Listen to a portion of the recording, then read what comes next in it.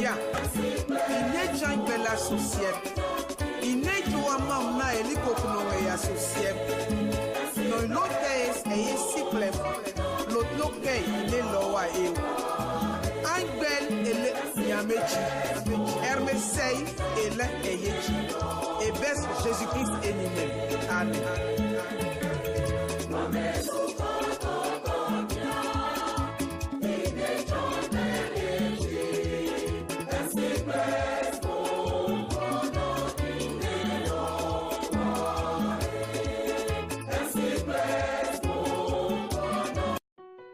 Shalom, shalom, soyez tous bénis dans le nom de Jésus-Christ. Aujourd'hui, mon thème de ce jour-là, c'est chercher la solution dans la présence de Jésus. Et aujourd'hui, nous sommes plusieurs à mal chercher la solution à nos problèmes. Comment est-ce que nous cherchons la solution à nos problèmes? D'autres préfèrent mieux aller soit sur le marabout, soit sur le féticheur, et j'en passe. Nous cherchons très mal la vidéo de quelqu'un qui a peut-être mal cherché la solution à ses problèmes. Il s'est retrouvé dans la rue, mais il a gardé toujours la flamme de Dieu en lui. Encore, il a toujours persisté à chercher la solution. Regardez la vidéo et nous revenons après. Bonjour, je me présente, je m'appelle Yann Lucas. Enchanté à vous tous, que Dieu vous bénisse. De ce que Jésus a fait pour moi, aussi petit, aussi misérable que je peux être, et ce grand roi est là, est venu dans ma vie. Et quand j'étais jeune, vers 25-26 ans, j'étais dans la déchéance totale, dans le shit, dans l'alcool, dans la luxure, dans la méchanceté, dans beaucoup de choses comme beaucoup de gens de ce monde. Les circonstances de la vie fait que des fois on perd pied. Je me suis retrouvé à la rue, je suis resté 4 ans à la rue. 4 ans de rue qui ont été pour moi un cauchemar et en même temps une révélation. C'est pour ça que je viens vous témoigner de ce qu'il a fait à travers cette situation. Cette situation pour moi est marre, dans le sens où je n'avais pas de famille auprès de moi pour pouvoir me soutenir. 2 enfants que je ne voyais pas, que je ne pouvais ni chérir ni voir. Je n'avais pas d'amis pour même me soutenir ou m'encourager ou m'aider à sortir de cette situation.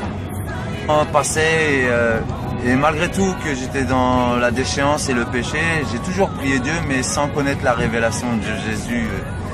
Et je priais tous les soirs, malgré que je dormais ou sur un banc ou par chance de nuit de tel par-ci. Et chaque soir je priais Dieu et je demandais pardon et je disais merci d'être encore en vie, même si j'étais écœuré de cette vie. Presque 4 ans, en fait, j'en pouvais plus. J'étais épuisé de toutes ces épreuves, pour moi, n'avaient aucun sens. Et un soir, avant de m'endormir, j'ai dit à Dieu, j'ai dit, écoute, je sais que le suicide, c'est l'enfer. Je sais que je vais partir. Je vais partir et tu vas pas me sauver si je me suicide. Je savais déjà ça dans mon cœur, mais je ne connaissais pas la parole, je ne connaissais pas Dieu, même si je le priais. Cette prière à Dieu en disant, écoute Dieu, tu veux pas que je me suicide parce que c'est l'enfer. Alors viens prendre ma vie, parce que cette vie pour moi elle n'a pas de sens. Je n'ai ni mes enfants avec moi, je n'ai pas de famille, je n'ai pas d'amis, je n'ai pas de situation. À quoi bon continuer à vivre? Et un jour passe, 2 jours passent. 3 jours passent, jusqu'à que j'oublie même la prière que j'ai faite. Une semaine passe, un matin je me lève et j'étais dans un foyer d'urgence, c'est les foyers SDF. Des fois on a l'eau. Et je me lève dans ce foyer et à l'époque je fumais encore la cigarette. Et je demande à un jeune qui était aussi dans ce foyer, je lui demande la cigarette, je dis t'as pas une cigarette? Et cette personne m'insulte en me disant va te faire enculer. Pardon si je dis ce gros mot, mais je vous dis la réalité de ce qui s'est passé. Et moi, à ce moment-là, je dis, écoute, va te faire reculer toi-même, encore pardon, encore papa. Et parce que voilà, je voulais pas accepter qu'on m'insulte. Je dis, tu veux pas me passer de cigarette, mais tu m'insultes pas. Et au final, ça a débordé, les insultes, les gros mots. Et après, j'ai laissé passer. Le temps est passé, on va dire des potes de galère de la rue, quoi, comme on dit. Pas forcément toujours des bonnes personnes.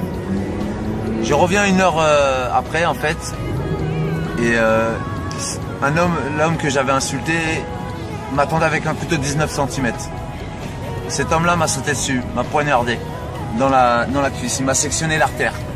Alors d'aujourd'hui, j'ai 19 points de suture. Mais je rends grâce à Dieu parce que j'ai perdu 3 litres de sang. Et au moment que mon cœur commençait à s'arrêter, parce que j'ai été réanimé 2 fois, au moment que mon cœur commençait à s'arrêter, j'ai commencé à réaliser la prière que j'avais fait une semaine auparavant, en demandant à papa de retirer ma vie parce que je ne voulais pas me suicider. Et je dis, maintenant c'est trop tard. Mais en même temps, je me rendais compte que Dieu était bien là et qu'il venait me répondre. Et j'ai fermé mes yeux, on m'a réanimé une première fois, ils m'ont réanimé une deuxième fois et je me suis réveillé 38 heures après en salle de réveil. Je pensais que j'allais mourir quand j'ai fermé les yeux. Et quand j'ai rouvert les yeux en salle de réveil, j'ai eu une voix qui est venue dans ma tête et dans mon cœur qui me dit, tu vois. Et j'étais en vie, Dieu m'a sauvé. À travers son fils Jésus, il m'a sauvé. Et par la suite, 6 mois se sont passés, j'ai refoulé ce témoignage qu'il avait fait dans ma vie. Et une mère est venue me voir en me demandant, Yann, viens à l'église, ça va te faire du bien, tu vas pouvoir... Qu'est-ce qu'il a fait réellement pour moi? J'ai pas de famille, j'ai pas mes enfants, j'ai rien. Mais malgré tout, j'ai suivi cette sœur, cette mère, et j'ai été. Pendant 3 mois, les jours sont passés, j'ai pas donné mon cœur. Et à un moment, je dis, bon, on va arrêter de jouer, mon Dieu. Je dis, si réellement Jésus est sauveur, moi j'ai 2 enfants. J'ai un enfant qui s'appelle Ethan, j'ai un enfant qui s'appelle Mehdi. Si tu veux me sauver, moi, sauve mes enfants d'abord. On était mardi. Le jeudi est arrivé, moi j'ai pas pu aller au culte. Cette mère m'appelle alors que mon fils était avec mon ex-compagne à l'église. Mon fils de 4 ans et demi s'est levé dans l'assemblée et s'est présenté devant le pasteur et lui a donné son cœur. Le soir même, cette maman m'a appelé et m'a dit, Yann, il faut que je t'annonce quelque chose. Elle ne savait pas la prière que j'avais faite, mais moi, je l'avais dit à personne, j'avais même jeté comme une pierre dans l'eau. Et ce jour-là, quand elle a appelé, j'étais effondré de crainte et en même temps de joie parce que je voyais qu'il y avait un réel sauveur. C'est pour ça, mes frères et sœurs, je vous assure, ce Dieu est bien vivant. Il a écouté ma prière, il a écouté ce chantage que j'ai pu lui faire. Je ne vous dis pas de lui faire du chantage, mais testez-le, demandez-lui. Si tu doutes de ma parole, essaye-le, ça ne te coûte rien, ça ne te coûte rien. Si tu veux repartir en arrière, tu repars en arrière, mais sincèrement, il écoute toutes vos prières, il écoute vos pleurs, il écoute vos souffrances, il écoute vos malheurs, il sait vos erreurs et il ne va pas vous juger, il veut juste que vous reveniez à lui. Je vous en prie, je vous en supplie, je prierai pour vous, appelez-le, parce que c'est un Dieu vivant et ce n'est pas une fiction, ce n'est pas un Dieu accroché à la croix. En tout cas, soyez bénis mes frères et sœurs, que Dieu vous garde et vous dispose vos cœurs, dans le nom puissant de Jésus-Christ. Et je vous dis Amen. Comment est-ce que nous cherchons la solution? C'est comment tu cherches la solution à tes problèmes. C'est la manière de chercher la solution à tes problèmes qui est le problème.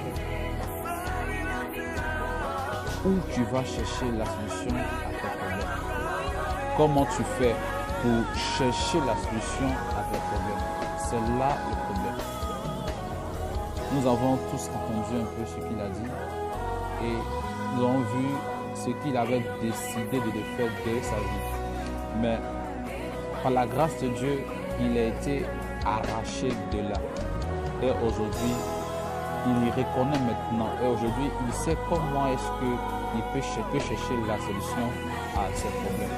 La Bible déclare que celui qui cherche trouve. Savoir chercher la solution à nos problèmes. La Bible déclare qu'il est à la porte et il frappe à la porte. Celui qui l'entend et qui ouvre la porte, il est rentré. Donc le problème ici, c'est celui qui entend sa voix. C'est un peu comme si tu lui donnais la clé de tous tes problèmes et de tout ce que tu vis comme situation. C'est le fait d'entendre sa voix. Donc le problème ici, c'est d'entendre la voix de celui qui t'a créé, d'entendre la voix de celui qui veut marcher avec toi. Et il est la possibilité d'entrer dans toi. Ma pensée d'aujourd'hui, qu'est-ce que tu fais aujourd'hui? De donner la possibilité à Jésus et dans ta situation aujourd'hui. Pour que la situation que tu vis aujourd'hui, tu aies la possibilité, avec l'aide de Jésus, de prendre la bonne décision pour ta vie, pour toi. Je peux dire souvent que aidons Jésus à nous aider. D'ici là, reste béni et je te dis